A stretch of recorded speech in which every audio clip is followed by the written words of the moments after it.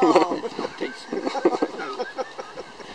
So could you introduce yourselves? What's your name? I'm Bob, Fraud. And I'm Eric Dunlop, yes. And how long have you been in Whitchurch? Oh, I would say about 82 years. Oh my goodness. Yeah. Were you born here? No, I was born in Winchester, but we moved in Whitchurch when I was 2. Oh yes, about 82. Yeah, about 82.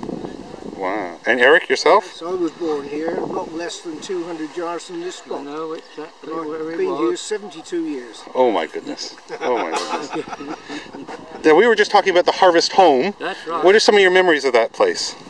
Oh, well, as I said before, that we can remember when there was a little picket fence around the front, That's right. encompassing two gardens. There was a saloon bar, a private bar, and a jug and bottle. And a thatch roof. And a thatch roof, yes. Good old Harvest Home. Well, what happened to the thatch roof? I think it was just got replaced. pulled down and replaced with tiles. And now the original one burnt down, we think. The original Harvest Home. I don't know where it's burnt down or pulled down. I'm not quite sure on that. Don't quote me because I might be wrong. It could have burnt, but I'm not absolutely sure. So is it your local, the Harvest Home? Yeah. Yeah, we've had many a jar in there. Absolutely. Come on, you burglars. Yeah. How many a good darts match? Yeah. And so what do you think now of it possibly being pulled down by a developer? It's a shame. Shame. It's a shame. It's another milestone out of our lives. Not happy about it at all. And we were talking about other places in town, like the Scout Hut as well, was it? Well, yes, the Scout Salvation Army. used to be just up the road on the left-hand side there by the little stream. K-Man built that, the local builder. Then I belonged to the Dramatic Society, and so did Eric.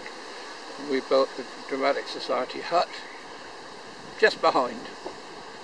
That's all now gone. That's all it's gone. occupied by the John Nethercott Centre. And was that where you were putting on plays, was in there? Not in the Nethercott Centre. No, in the old what? hut, and in the I still call it the church hall, the village, the town hall, whatever you It's a call it. parish hall. Parish hall. Yeah. Yeah. That used to be called the church hall. Yes. It still says it on the window Yeah, there, doesn't it does, it? I know. Yeah. Yeah. Those were the good old days. It was. Yeah. And then, of course, just opposite the Harvest Home, what used to be the Salvation Army, which was another sad passing when they decided to demolish that and build a house in its place. That's right. When you consider the fact that, what was it, General Booth and his entourage were here in Whitchurch with the riots. That's right. That's where it all started, for people's Now, freedom to meet. Been up there that many years because originally it was in the Lynch. Yeah, well, that was the old stone-built church, wasn't Yes, that's right. That's before my time. We as kids used to get told off for going in there it? Well, we used to go and play in there. because we're next to the police station. Come on there, Robbie Brody, come on there. Yes, up the steps. I actually went up there to see what the cells were looking like, so they took me, actually put me in Put one. you in there, yeah. Didn't shut the door, but they put me in one. Yeah. Yeah. T.C. Giles, Sergeant Giles.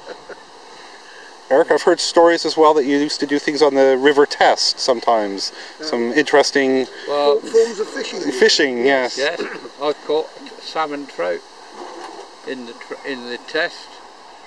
That was a fish that had got caught in a tank trap. When I mean by a tank trap, they've dug a great big hole right across the width of the river, so that if a tank couldn't get up the road, it would come up the river. And so it was a shock when they went down in. And of course in time fish got in there. My father was a fishmonger. You can guess where he put a lot of his bits of fish he cut out in that trap. And you got this trout and it got bigger and bigger and bigger. Dr. Gallimore from Oakley was interested. He tried with his very expensive fishing line. Never caught a thing. Me, Bob Broad, went into Andover on my bike, that was a trade bike, and bought a line and a hook from Woolworths in Andover, come back and I caught it. My father then sold it to the White Hart for 10 shillings. That's the story. That was a lot of money in those days. And that was a lot of money. Yeah.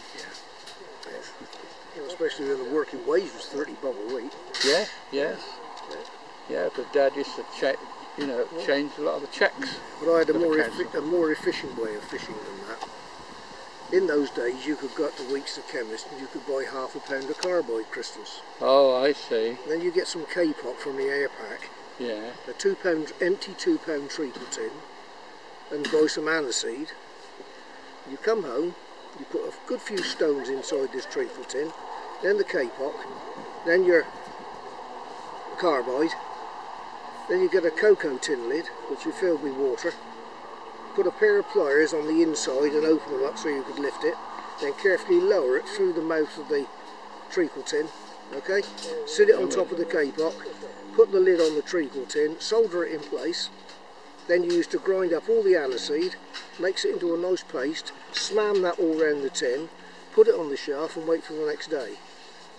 Then when it was nice and dry, walk down to the town bridge, keeping it upright all the time, then give it a shake and drop it in, and of course with the stones and things you put in there it used to sink, and trout love aniseed. As they swim all round the carboy crystals would get the water on, there'd be one hell of an explosion underneath, by which time yours truly would be downstream and all the stunned fish would come down. I'd take me pick. And all the others used to recover and swim off. Well, I don't know. Waterkeeper Humphreys never did know how his trout went home, but that's how it happened. Yeah. Dunlop carbide bomb.